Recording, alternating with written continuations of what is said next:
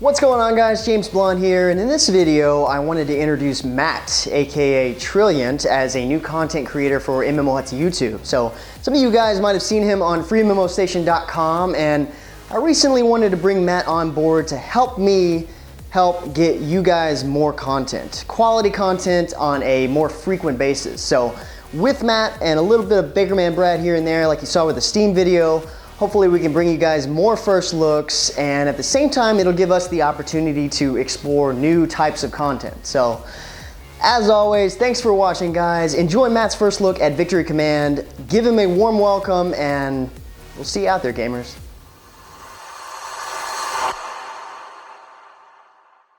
Hey guys, this is Matt aka Trilliant here for MMOHuts.com, bringing you a first look at a game called Victory Command, a free-to-play RTS MOBA mixture developed by Petroglyph. We'll spend a few minutes checking out the game and showing you some of what it has to offer. So what are we waiting for? Let's go ahead and get started. Victory Command was a bit difficult to get into at first. The game didn't have much of a tutorial. You pretty much had to jump into the game and figure everything out for yourself. Now, I'm not saying this is a bad thing by any means, but it can definitely be a little overwhelming to people who've never played a game of this genre before. Victory Command combines elements of both RTS games and MOBA games. You don't control an entire army while building a base, so there's not really a lot of macro going on. You also have an enhancements tree which varies based on the company you've chosen to play as, and you can unlock additional units, skills, and various perks as you go along. There are different kinds of experience points you can gain, which you use to spend on your enhancements tree. There's company experience, which is gained through matches. The amount varies based on whether or not you've won, and it's limited to that specific company that you're playing as. Same for its enhancements tree. Then there's also a global experience, which I really have no idea what it's for, but you gain very small amounts of it as you progress. I gained about 31 global experience from winning my last match, as opposed to over 4,700 company experience. I don't know what makes global experience so special, but I feel like they shouldn't be so greedy with it. And finally, there's rested experience, which is gained by each company while you're offline. There's a limit of 3,000, but you earn that experience when you win your first match of the day with that company. There is still micromanagement though, as you control a small squad of troops or armored units, which can be placed at various points of the map and even separated into control groups similar to RTS games like StarCraft. Some of the companies you get to play as include, but are not limited to, Rambo's creepy uncle, obviously not Russian, Albert Wesker, and Duke Nukem.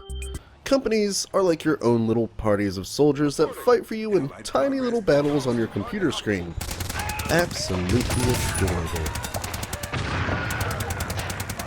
The game is very tactical and the playstyle is similar to Capture and Hold. Each map has 3 victory regions which you and your team must capture in order to accrue victory points.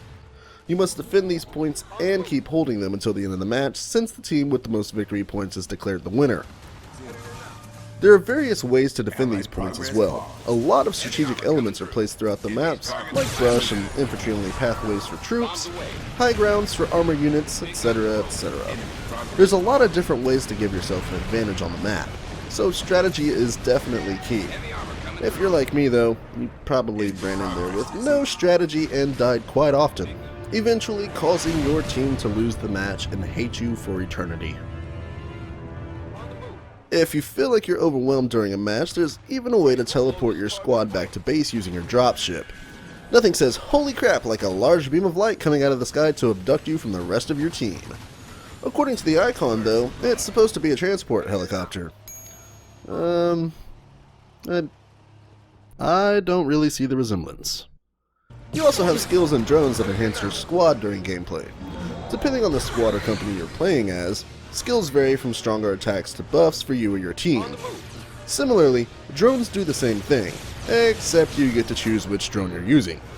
Drones can be placed on the map to increase your sight or increase your movement speed, and there's even a counter vision drone that can be placed to disable the enemy's vision drone, though I don't see why you wouldn't just destroy it.